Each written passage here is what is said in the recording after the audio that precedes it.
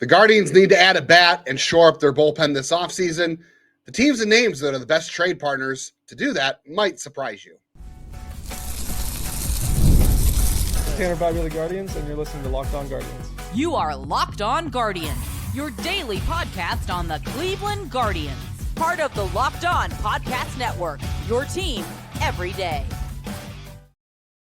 What is up, Guardians fans, and happy holidays, Thanksgiving. Thanks for hanging out with us for the next half hour on Locked On Guardians, the only daily Cleveland Guardians podcast that covers your team from the majors, the minors, the draft, everything in between every single day. Part of the Locked On Podcast Network, now the number one sports podcast network. I'm Justin Lada, one of your two co-hosts for the last 3 years and counting, my friend and co-host Jeff Ellis, who is off today. And I've spent the last 18 years, believe it or not, covering the Guardians minor league system as a prospect writer and editor.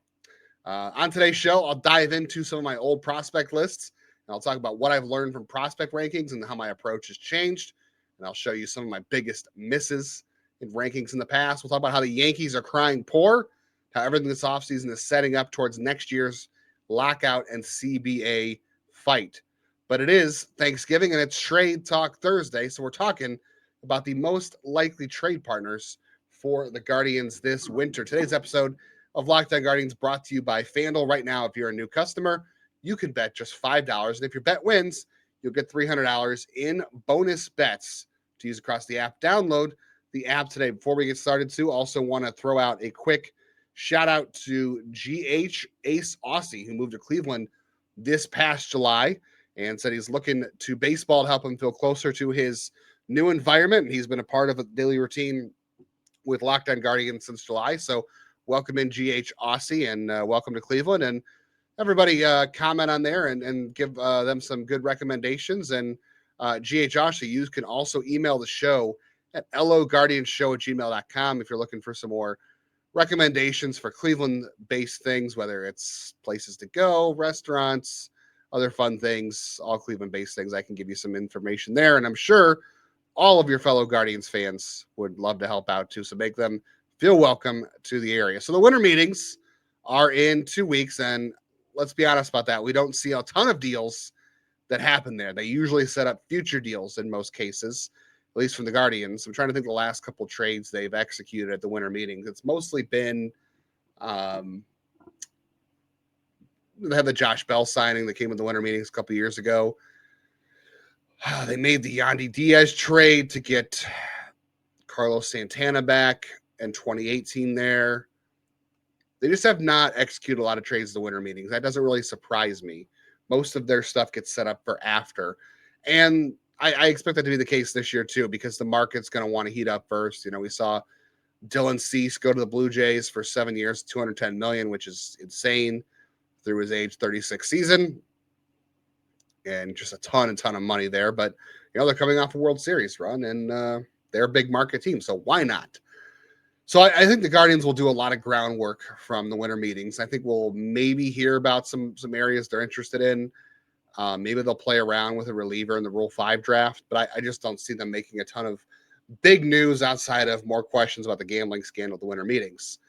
But they do set up future deals there. A lot of teams do now. That's generally how it works. So who do the Guardians have relationships with, and who do they match up best with in a trade this offseason? I do think the Guardians will make a notable trade this offseason. I do think it'll come on the acquisition side. They don't have anything to sell. Now, I know people are going to say Steven Kwan, and if those deals are out there for Steven Kwan, yes, they're going to listen. Yes, you're going to hear rumors. I just don't buy the Guardians are going to move him unless they really think that his value has cratered so much they're willing to take a deal and get out from his last 2 years. They generally don't do that. I think they'd rather let him rebuild his value this year and reapproach that next offseason. I wouldn't even think extension. I know some people have talked extension or asked me about an extension. It's just not happening. He's going to bet on himself. The Guardians aren't going to get him to buy in after a down year. So I expect nothing to happen on the Steven Kwan front. A bunch of news and rumors that won't go anywhere, honestly. But let's start with the most obvious one. I think the Cardinals are the most obvious one because they're already indicating the teams they're going to sell, right? We pretty much know that. And they are rebuilding. And I expect a guy like Obviously, Brendan Donovan, we've talked about him ad nauseum. He is a guy that the Guardians covet. He'd be a player they absolutely are interested in. And he is very highly regarded in the trade market. A lot of teams want him. He's almost certainly going to be dealt, and a lot of teams are in on him. Rob Cerfolio is, we've talked about this before too, is the Cardinals' assistant general manager. He is an ex-Guardians director of player development. That's going to weigh heavily in there. He's going to know the Guardians farm system that they're talking, so he can give Heimblum a lot of insight on that. And we know what the Cardinals want. We talked about this yesterday. The Cardinals want guys with high upside tools. They also want some good floor. And I think Cleveland has a lot of that to offer them. We talked about Logan Allen yesterday. We talked about guys lower in the minors too that could help. Beyond Brendan Donovan, though, there's two players on that roster I think that make a ton of sense for Cleveland. One of them, to me, is Lars Nootbaar. Now, Lars Nootbaar, I know everyone's going to say he has no power. Well, here's the thing about Lars Nootbaar. He had 13 home runs last year. That would have led Guardians outfielders with 13 home runs, okay? The year before that, he had 12. The year before that, he had 14. That's led Guardians. The Guardians have not had more than that since the days of Michael Brantley. So their outfield upgrade is very, very low. Even in a down year, Lars Nootbaar at a 96 WRC plus is only 27. He's 28 next year. He's got 2 years of control, and he could play center field. Now, his defense was down a little bit last year. It was a down year production-wise for him, but there's a lot of really good indicators on that Savant page, right? He has 79th percentile exit velo. We know they want exit velo, and the hard hit rate, 50%. It's 87th percentile. The bat speed is in the red, 68th percentile. Squaring up the ball up, which is what Jose Ramirez does well. Jose Ramirez doesn't have great exit velocity in barrels, but what he does well, he squares the ball up. 78th percentile for Lars Nootbaar. He doesn't chase. 87th percentile in chase rate, 73rd percentile in whiff, 80th percentile in walk. So this is a guy who stays in the zone, draws walks, has some juice in the bat, and has big, big arm strength. He's coming off a down year, but he's got 2 years left. He might be in play for a lot of teams. This is the offseason, I think, for the Guardians to go get a Lars Nootbaar. You push a guy like Valera or Chase DeLauder to the right field, so you don't have to necessarily play him in center field. I think Nootbaar makes a ton of sense, and he could come at a reasonable price. The Cardinals are getting calls on lefty JoJo Romero, who avoids hard contact and doesn't get barreled up, gets the ball on the ground. Not the greatest of control, but he's tough on lefties, and he only has 1 year left on his deal. He's also someone who the Guardians could add to their pen. The last time these two teams made a trade, it was Richie Palacios in 2023. I don't expect that's not really their last big deal. The last big deal before that actually was Oscar Mercado coming to Cleveland in 2018 for Connor Capel and Yan Torres. And before that, it was 2015, Brandon Moss for Rob Kaminsky. So I don't expect, I expect there to be a deal here, but the Yan Torres thing, I remember hearing a lot of people about Yan Torres in 2018. What a bad deal that was. So the Cardinals are going to be talking to everybody. I expect a lot of rumors there. The Rockies, I think, are a very obvious fit. Now that Paul DePodesta is their president of baseball operations, obviously worked in Cleveland once upon a time for both the Indians and the Browns. He's very good friends with Chris Antonetti. And these two teams have traded the last couple of years, right? We've had Nolan Jones for Juan Brito and then Tyler Freeman for Nolan Jones. So these two teams have history. Jeff has mentioned Jimmy Herget, who's got a unique arm angle. I think would be a great fit for this bullpen. 2 years left. He's coming off a career best season. And the one thing Jeff always says too is look for players who succeed where they shouldn't. And Jimmy Herget had a great season last year in Colorado, a place that's very hard to pitch with their development, their environment. So it's a guy that would fit the Guardians bullpen very well with low cost. And we've both mentioned Ryan Feltner too 1,000 times on the show. He didn't get non-tendered like we thought, but we know he has traits that Cleveland really likes. He's got relationships here. He's from here. His brother works here. So these two teams have a history, and I think that the Rockies are primed to go ahead and try to add players to the system. You know, DePodesta's got to learn their system, but he also probably knows what he likes, and he's going to listen to guys that he trusts. So I would think that they're ripe to make some deals this offseason and reshape things as he sees fit. I've got 1, 2, 3, 4 other teams to get to. We've got the Yankees crying poor, and we've got some of my worst misses in terms of prospects in the last decade. I'll talk about that coming up next on the rest of today's Locked On Guardians. NBA action is heating up, friends. There's no better place to get in on the action than FanDuel, the official sports betting partner of the NBA. If you miss the start of any of the games that are going on, maybe you're watching, you like what you're seeing, you want to predict what's coming next, ride the hot hand. FanDuel has live bets on everything from who is going to score next to fourth quarter comebacks, and you can combine those bets into live same-game parlays for a shot at a bigger payout. The Cavs are off here on Thanksgiving, but they're back on Friday, so you can get on some action. There's NBA Cup action. I don't really keep up with the NBA Cup, but if that's your thing, you can definitely check that out over on FanDuel. Or if you're sitting around with your friends and family on Thanksgiving and you want to have some fun, do some friendly trash talk, get on your bets with FanDuel on Thanksgiving with NFL. And right now, if you're a new customer, FanDuel is giving you $300 in bonus bets when your first $5 bet wins. So head over to FanDuel.com to sign up and play your game with FanDuel, the official sports betting partner of the NBA.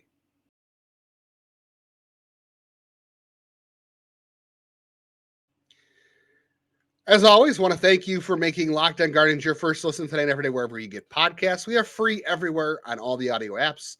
And, of course, you can get us on YouTube as well. And an even bigger thank you to everybody who has made Locked On the #1 sports podcast network.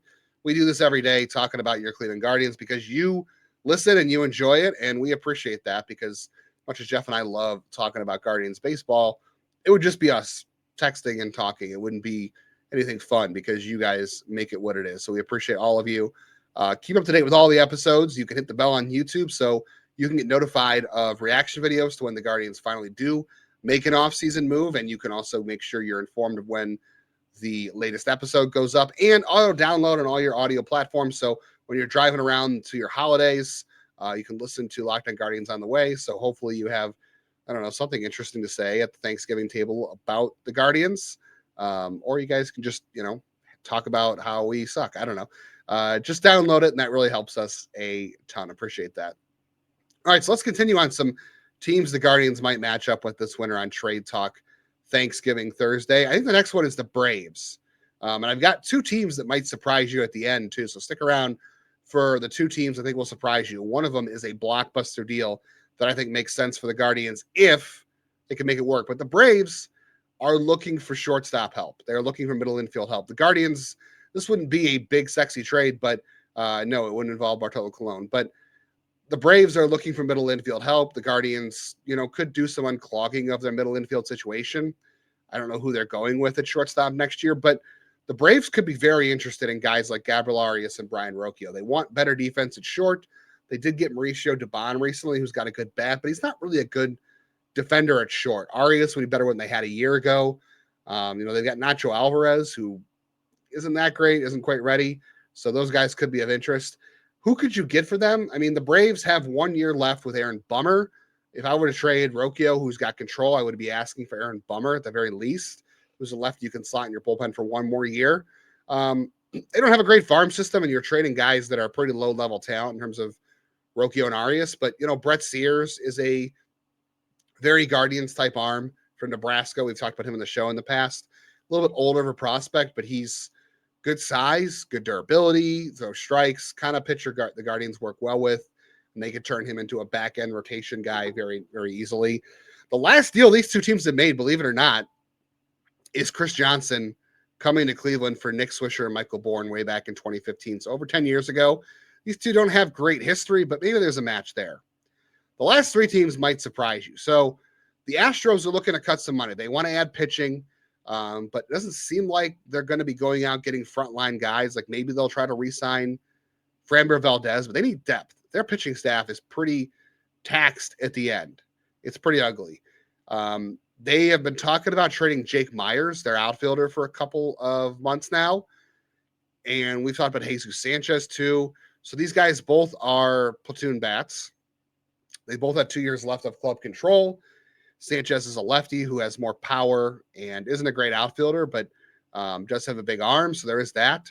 So he could fill the strong side of the platoon. Or Jake Meyers is an interesting option too. Now, Jake Meyers, not as high of a ceiling as Jesus Sanchez. And normally he hits lefties very well. Last year, he did struggle against lefties.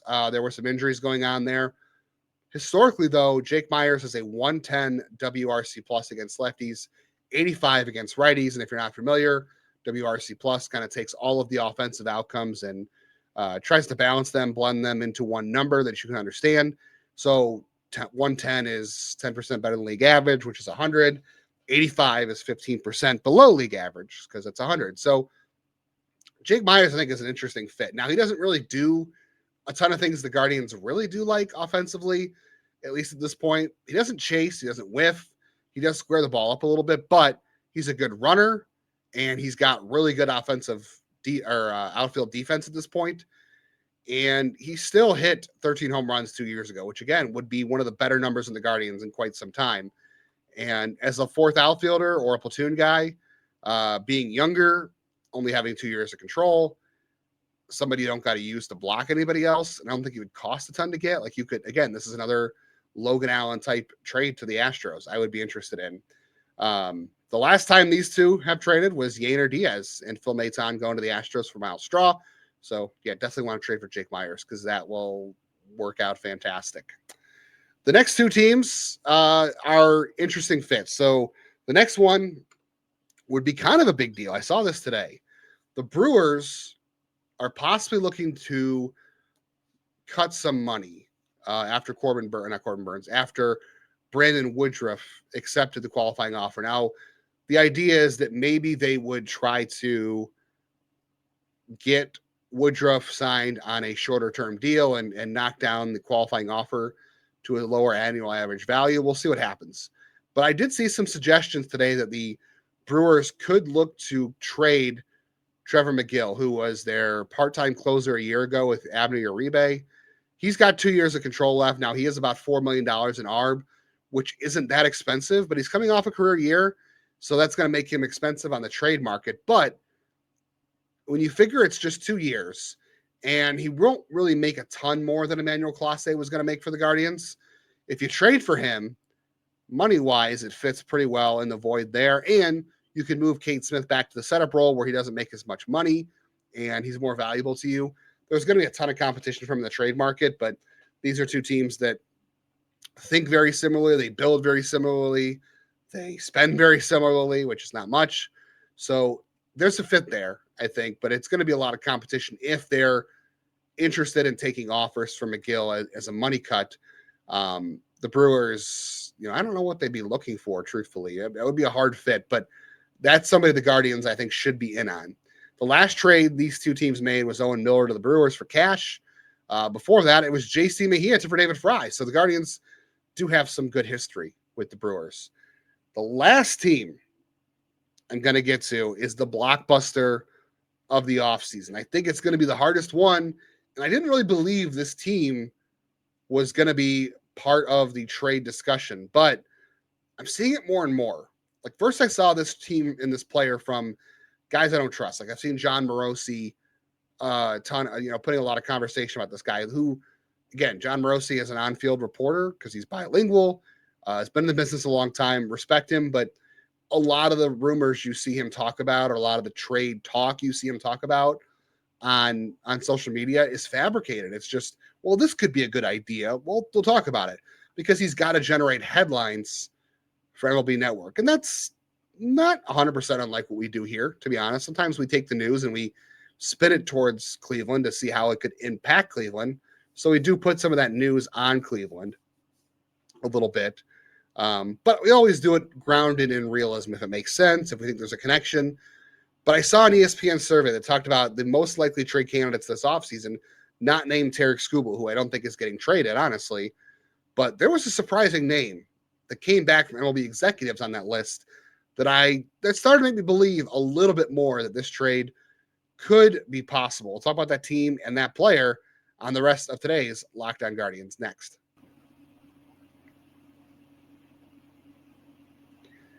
The NFL season is back, and honestly, there's nothing better than being in the stadium surrounded by fans cheering on your team with all your friends and everybody else. Let's be honest, buying tickets for any event is a pain. You've got login screens, prices that jump at checkout, and all kinds of prices that are going up throughout all your purchasing power. So that's why I use Game Time. It's the app that gives the advantage back to fans like you and I. It's fast, easy, and it's backed by the game time guarantee. You're always going to get 100% authentic tickets delivered on time at the best price.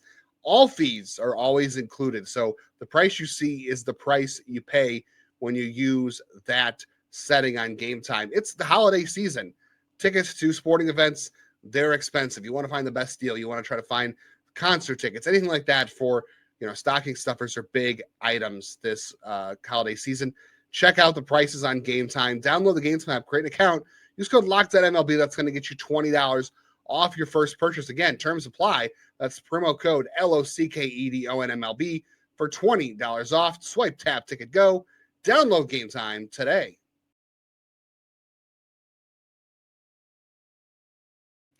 If you need more baseball talk, especially Guardians baseball talk in the winter, we know where you're not getting it, let's be honest. But you can get it here, and you can follow Jeff at Jeff MLB Draft everywhere. You can follow me at JL_baseball or JL Baseball on most social media platforms. You can also join the Locked On Guardians Insiders Club, too. We're just talking about guys, people who moved to Cleveland for the first time and are looking to get connected with the city and watching and listening to baseball talk. Over at the Insiders group with Locked On Guardians, we text with our community every day, drop rumors, news, we answer questions, we ask for mailbag questions, which will be next week. We do monthly video chats, which will be next week too. And we also give them some bonus content from time to time, whether it's videos or some written content. That is joinsubtext.com/LockedOnGuardians to tap in over there. We'd love to have you. Great gift for the holiday season, maybe if you want somebody who is really into more Guardians talk. And really, this is the biggest part of this show today.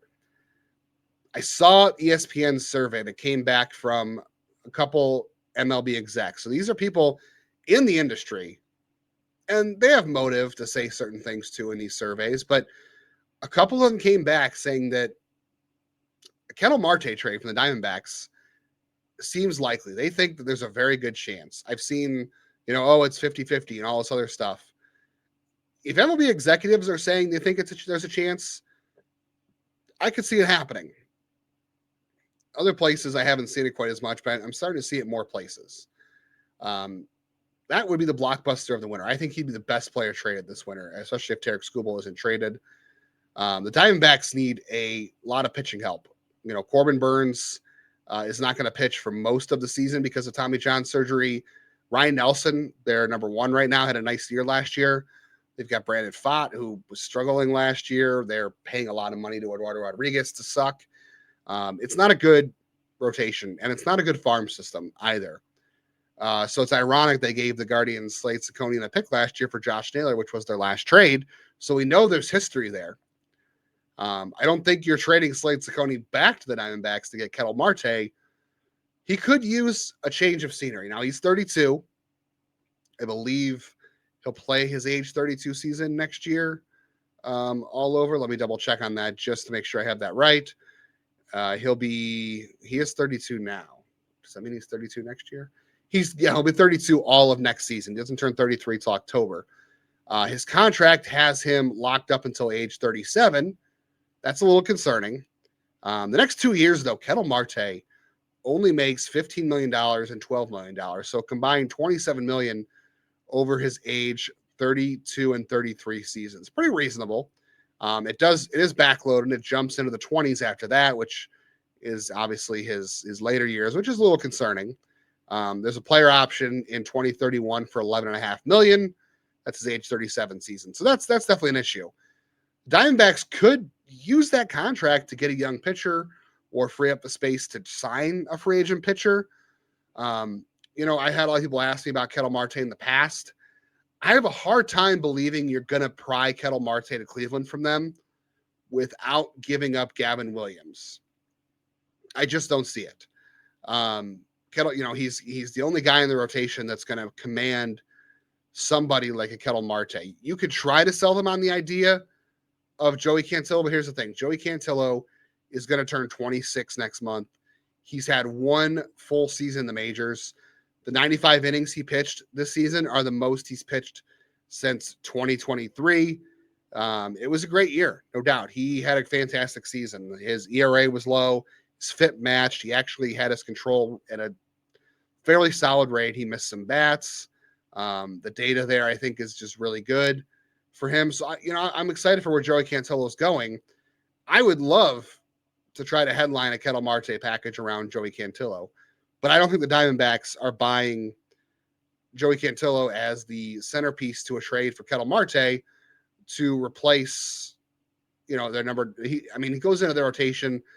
He's 100% the best pitcher in their rotation. There's no doubt about that. He would be the best pitcher in the rotation. He's better than Ryan Nelson. He's better than Eduardo Rodriguez. He probably is on the same plane as Brandon Pfaadt, who's pitched more innings but is not as good. I would love to get Ketel Marte. Maybe you could, I don't know. I'm not sure I would trade Gavin Williams for his age, 27 or 26, 27, 28 seasons. Now, he is a free agent at the end of 2029, so you've got him for 6, 7, and maybe 8. I'd probably say maybe 2 more years. If you view it that way, maybe you get a bat. The problem is you're getting Ketel Marte at the end of his career instead of the same match. If these two were closer in age, I'd be more interested. Although I will say Ketel Marte, the last 2 years, his bat speed has gone up. And that's usually a good indicator of how a guy ages. His bat speed is going up the last 2 years. That's really good. I'm really impressed with that. Hits lefties as well as righties. He doesn't have major home road splits. Actually, he's better on the road, which is good because Arizona is a friendly hitting environment. There's a lot of good traits there. Maybe you convince Arizona to give you prospects on top of that. It's not a good farm system. Like, could you get Ryan Waldschmidt for Ketel Marte and Gavin Williams? I don't think so, but that's what I would ask for. I don't know if the Guardians really have a package centered around Cantillo you can give him unless you're trading him Bazana, which, that might get it done, but that's a lot to give up. It's a lot. These two could be a fit. I keep an eye on this one. All right, let's wrap up today's show. I want to quickly talk about one theory. Jeff kind of had this. The Yankees are going out and saying they don't make any money. And you got the Pirates who are saying, and the Marlins who think they're going to pretend to spend. I don't buy that. You've got rich teams that are crying poor. You got poor teams that are pretending to spend. This is 100% the owners trying to come together to create cap behavior. You've got one team at the top that says they can't make enough money to sustain where they're usually spending. You got teams at the bottom who are trying to come up from bottom feeding spending because they're trying to convince the Players Association that, we're already operating on a cap and a floor. They're already trying to create that narrative. The Yankees say they don't make money. Surely Cleveland wouldn't, right? We wouldn't believe that if the Yankees didn't, but I don't think that's true. We don't know yet what the Guardians' money is going to be from ESPN, the new deal, plus, NBC and Peacock coming in. But Cleveland should get a better idea sooner on the money than they did a year ago. And it should be more money than they got previously because MLB was only going to make up the difference between what they were losing from FanDuel and Bally's. So it could be close. And then I want to talk prospects here at the end of the show too. Jeff and I have been evaluating prospects, right about Cleveland prospects since 2007. My only lists right now that I can get access to goes back to 2016 because of archive deleting, all that kind of stuff. But I've learned a lot of things since then. I'm going to go back to some of my lists here, and they're pretty ugly. So back in 2016, I had Bradley Zimmer third on my list. Obviously, that didn't work out very well, but I bought a lot of the minor league production numbers. System also wasn't very good, but I was a big believer in Bradley Zimmer, very naive. I had Greg Allen that year at number 8. I was a big believer in Greg Allen being the future leadoff hitter. Again, another guy I bought minor league production on who just didn't have a good approach, as I thought, and made weak contact. I had Luis Oviedo at number 7 and 18. Let me know if you remember him at all. This was a guy where I thought he had really good stuff and was young, but he regressed in a big way when you don't know about people's personality and work ethic. He had injuries. He had weight concerns.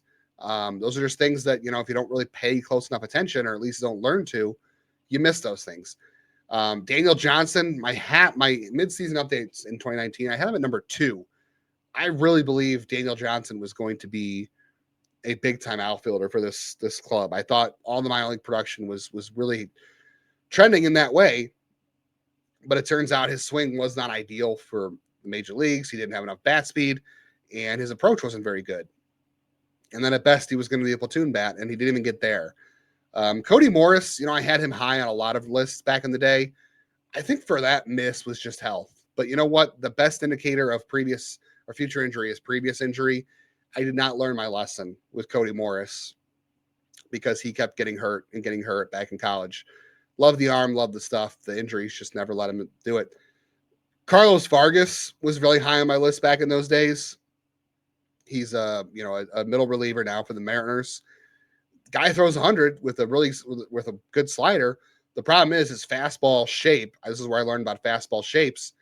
Velocity doesn't mean anything if your fastball's flat, and it taught me how pitches move or play off each other. His fastball shape was poor, so it really brought down the shape of his slider and the effectiveness of his slider. Those two pitches needed to be a little better apart, or at least shape-wise, to work off each other. And that's kind of where I learned about how much that matters. I had Tyler Freeman number 2 in 2021. I was really high on the hit tool for Tyler Freeman. These next two guys, the first 2 times I started to learn that hit tool doesn't really mean contact, doesn't mean production. There's a lot that goes into it. That's why you hear Jeff and I talk all the time about impact quality and approach matters so much. Tyler Freeman, poor approach at the plate, poor impact quality. I just bought in and he was going to be like a Luis Ariz type, and that's not what he is. And that's the guys that's the 99th percentile outcome for guys like that. You're hoping Freeman is Luis Ariz, and he wasn't. That's why those guys are unicorns. Maybe I was hoping he'd be Stephen Kwan, but he didn't have Stephen Kwan's approach. One of my bigger misses for sure was Will Brennan. I had Will Brennan at number 11 in 2023. I bought into his approach. I bought into the hit tool there. I thought he had enough production there to be a doubles hitter who could play a good outfield and get on base. But again, this is a guy I learned about chase rates. It's a guy who could make a lot of contact with poor pitches in the minors, but couldn't lay off, borderline pitches in the majors, and just had a hard time with fastballs in the majors. Shockingly, 2023 was the best list I've ever had, despite that. And I think a lot of that has to do with the improvement of the organization. But 2023, my list was by far the best I've ever had. I had Espino number 1. We thought he was going to be healthy. But I had Bobby Williams number 2 and 3. I had Bo Naylor at 4. All those guys have been major league production producers. I had Rocchio at 5, who, has turned into at least a major leaguer. I had Valera at 6. I had Logan Allen 7. Angel Martinez 8. Cody Morris 9. Chase DeLauder 10. All the guys in my top 10 minus Espino because of injuries have been in the majors, have produced at different times. Obviously with Morris kind of being bad. And I had Brennan and Arias 11 and 12. Arias has been good, but I had over those guys, I had Cantillo at 14, Noel at 15. I had Juan Brito at 17. I had Hunter Gaddis 22, Tim Herron 23. And I had Hanau and Messick down in the low 20s. So I missed on a lot of those guys not being higher because I had other guys higher than them, like I said, Morris, and I had Justin Campbell and Curry and Petey Halpin. So those are, kind of lessons learned about what kind of prospects produce major league value, what guys have tools that work at the major leagues, what approaches, what pitches. That's kind of what I've learned. All right, that's going to do it for this week. We are off on Friday because of Thanksgiving, so I hope you all have a very safe and fun holiday with your friends and family. We'll be back on December 1st, believe it or not, our next episode. To catch you up with any news from the weekend, don't expect much because of the holidays, and that's how Cleveland usually works. This week, we'll do winter meetings previews. We will do a mailbag, all kind of fun stuff coming up as we continue into the winter with baseball coverage for the Guardians. Comment below and let me know what your favorite Thanksgiving side dish is, your favorite tradition. Do you like turkey? Do you not like turkey? Some people hate turkey at Thanksgiving. And let me know what prospect you missed on too, if you're into that kind of thing. And then let me know what you think about some of the trade proposals we came up with today. Thank you all for listening all the time, and appreciate all your support. And in the meantime, again, have a safe and happy holiday, and go Guardians, go.